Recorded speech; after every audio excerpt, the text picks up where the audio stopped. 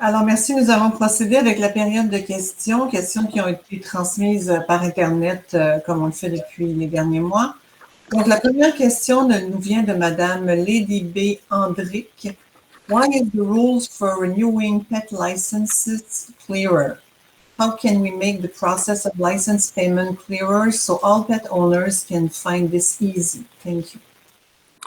Mrs. Andrick, thank you very much for writing this question. In fact, in recent, I would say in recent months, we have been facilitating the obtaining of permits by you being able to do this online. That was something that never existed in years past, and now you're able to go into a central database that allows you to be able to get your license for your animal online. This not only allows for a quicker interaction and a quicker permit for you, but it also allows us, particularly with a pandemic, not to have that individual contact. There are folks, we understand, that don't have access to internet. And for those folks, we do make appointments here at our Borough Hall, and that is also information that can be found easily on our websites. And so the ones that don't have a license, that cannot go on a website to obtain it, well, we would ask them to make sure they make arrangements here with us at the Borough, and we would be happy in a safe environment. As I mentioned earlier, all the services that are offered here at the city, especially in our frontline offices, are a secure workspace and provide security not only for the employees, as I mentioned, but also for the resident coming to obtain these services. So I welcome you to call our offices or communicate with any one of us, the council, and we will make sure that we direct you accordingly. But the service has been, has been improved in recent months to be able to allow for folks to obtain these licenses a lot easier than it was once the case. Thank you very much for your question. Monsieur James Bond, why has the borough changed its policy regarding providing meeting agenda and presentation printout for free to those that request them to charging 10 cents per page? Considering that few people request these items, the few dollars received likely cost more to administrate than the cost of making the copies. No West Island City charges their resident for this type of material.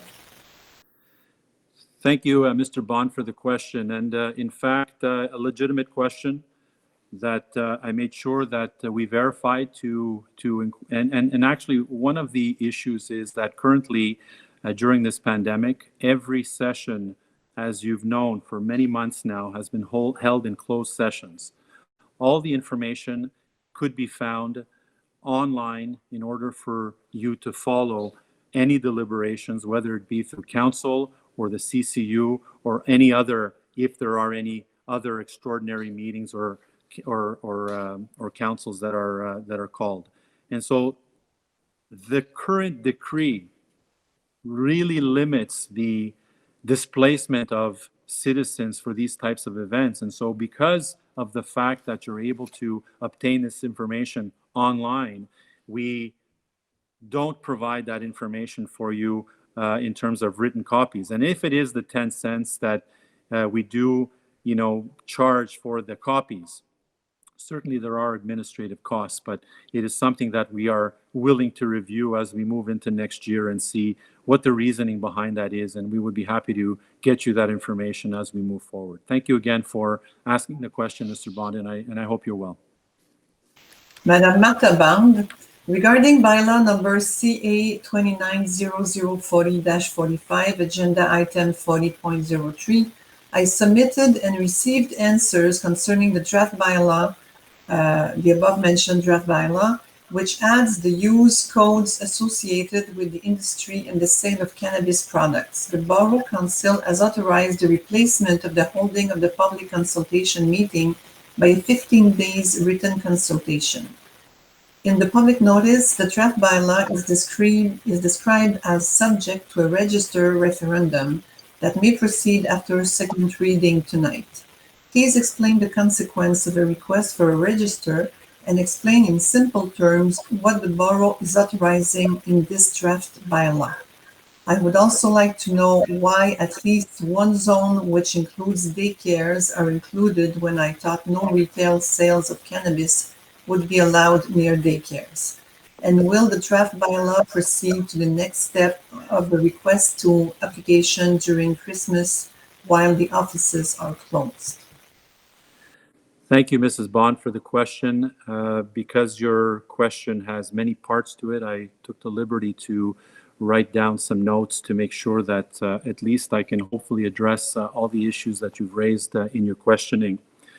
The procedure concerning the request for register is explained in detail in the documentation related to the bylaw, contiguous zone. It is considered individually, and a valid request would result in the holding of a register which will emanate the request and the concerned zone if it's different. This means the bylaw could come into force in all zones and not in one or several zones in which the registered rejection of the change. The process will take place in January, so if we're concerned about the event taking place during the holidays, it will take in January so that folks, at least the ones that are concerned or interested, would be able to participate. There is no modification to the zones mentioned in the bylaw. We are simply adding the codification so we can eventually prohibit and manage the uses related to cannabis in specific zones. It is illegal to prohibit the use on the entire territory. The only request for a use related to cannabis must be mandated by the government or the SQDC, which is the equivalent really to the SAQ. As of now, we haven't received any formal request yet. So this is really, for now, a formality to make sure that that part of it is included into our regulations. The uses related to the cannabis industry are allowed in every commercial zone in the province. The use is considered as retail, which is really, as you know it, the C1 zoning. Yes, we know that in some cases, Mrs. Bond, an existing daycare occupancy may be within the same zone as a cannabis retail sales occupancy. In the same manner as an SAQ outlet, for example, and we look at the one on Sources really, which is right across the street from a daycare center. I can assure you, Mrs. Bond, that when we do, if we do ever get contacted by this industry to install or somehow open a business like that in our community, our goal is, of course, and from what we understand, their goal is to also work with the communities to find suitable locations.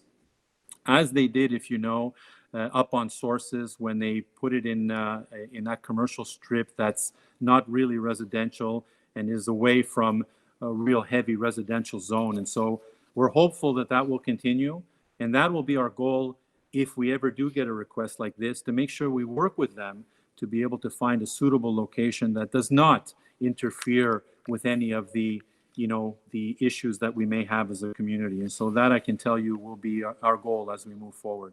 I thank you, Mrs. Bond, for the question, and I wish that you are well as well. Madame Noémie Rancourt. Bonjour, mesdames et messieurs du conseil d'arrondissement. J'espère que vous allez toutes et tous bien. J'ai une requête qui touche la sécurité des habitants de l'arrondissement de Pierrefonds-Roxboro. J'habite un quartier situé à l'ouest complètement du boulevard de Pierrefonds. Une fois dépassé l'avenue Château-Pierrefonds, le trottoir cesse et il n'y a plus de lampadaire. Cela est très dangereux puisque la vision des conducteurs est grandement limitée lorsqu'il fait nuit et met à risque les nombreux piétons et cyclistes.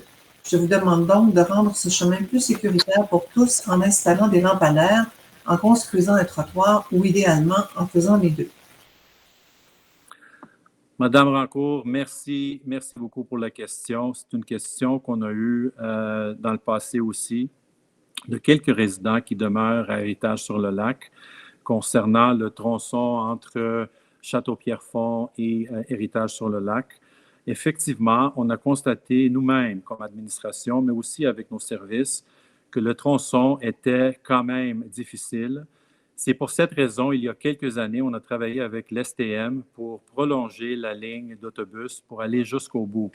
On a même investi à l'époque 25-30 000 $ pour réaménager le tourneron au bout de cette rue-là pour autoriser, au moins permettre les autobus pour tourner à cet endroit-là, pour éviter les gens qui marchaient sur ce tronçon pour aller jusqu'au Château-Pierrefonds prendre l'autobus.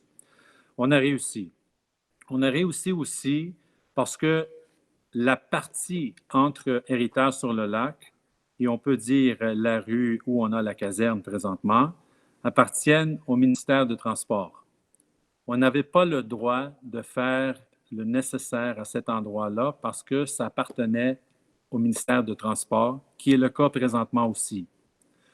On a négocié, on a demandé au ministère du Transport pour nous autoriser, si jamais la décision est prise, pour ajouter des lampadaires à cet endroit-là. Finalement, après plusieurs années, quelques années, je peux dire, on a eu l'autorisation du ministère pour installer quelque chose quand même temporaire. 2 fois, on a fait l'analyse avec nos services et les 2 fois, pour installer quelques lampadaires à cet endroit-là, coûterait à peu près 300 000 $. Argent qu'on n'avait pas, puis on n'a pas présentement non plus. Nous, on a regardé ça plus large. On pouvait ajouter l'éclairage, mais ça prend plus que ça. La rue n'est pas assez large. Ça prend soit un secteur, une partie comme une voie cyclable. Trottoir, je ne pense pas que ça serait permis par le ministère des Transports, mais au moins élargir la rue, définir la partie, protéger la partie pour avoir les piétons, les cyclistes, etc. Et aussi ajouter l'éclairage. Notre but, Mme Rancourt, c'est de demander auprès du gouvernement et la Ville de Montréal pour travailler ce dossier avec nous et, bien sûr, de financer les travaux nécessaires. Mais je ne veux pas arrêter à l'éclairage seulement. Oui, on a pris la décision, comme conseil à l'époque, de ne pas dépenser comme une administration responsable, de dépenser 300 000 $ pour quelques lampadaires parce qu'on a dit que ça prend beaucoup plus que ça. Maintenant, je pense qu'on est rendu à une étape où il faut aller plus loin. C'est ça qu'on va faire, Mme Rancourt. Et on va communiquer avec vous pour vous donner des nouvelles. Mais le but encore, c'est d'aller vers le gouvernement et vers la Ville de Montréal pour nous aider dans ce dossier et payer le nécessaire pour sécuriser ce tronçon de rue qu'on sait très bien n'est pas idéal. Merci encore et bonne soirée à vous, madame. Monsieur Laurent Fortier, bonsoir. Je sais que ma question n'est pas reliée à l'ordre du jour, mais avez-vous planifié de redévelopper certaines zones situées à proximité des futures stations Sunnybrook et Roxborough-Pierrefonds du REM? Par exemple, remplacer des garages par des bâtiments à logement, créer un mini-TOD, etc. Merci. Monsieur Fortier, effectivement, c'est une excellente question, commentaire, intervention, parce que c'est quelque chose qu'on pense depuis quand même plusieurs années. Avec l'arrivée éventuelle de nos stations de REM, Roxborough et Sunnybrook, on est chanceux quand même d'avoir 2 gares chez nous. Nul doute que nous nous pencherons sur une vision de densification résidentielle et de redéveloppement pour plusieurs terrains situés à proximité de ces 2 gares. L'exercice de révision du plan d'urbanisme et de mobilité de la Ville de Montréal que nous avons entamé depuis quelques mois nous amène d'ailleurs à cette réflexion. Dans un cadre de planification élargie touchant l'ensemble des nouvelles gares REM d'ailleurs, partout sur la ligne, surtout de montagne. L'intérêt du marché pour le redéveloppement résidentiel en proximité des gares REM est omniprésent depuis la dernière année et suppose la requalification de plusieurs terrains dont le potentiel n'est pas entièrement exploité encore. Ça veut dire que c'est dans nos plans de revitaliser les deux secteurs. Maintenant, on travaille avec nos services. Effectivement, on travaille sur une vision. Qu'est-ce que ça prend vraiment? Vous avez utilisé le mot TOD. Ça peut être un TOD, ça peut être d'autres choses. Mais une chose est sûre, ça va se développer dans ces secteurs-là comme on voit ailleurs parce que c'est très, très, très populaire et les gens, on est sollicités tout le temps, surtout les services sont sollicités pour voir c'est quoi la possibilité dans ces secteurs-là. C'est un travail qui va prendre quand même un peu de temps.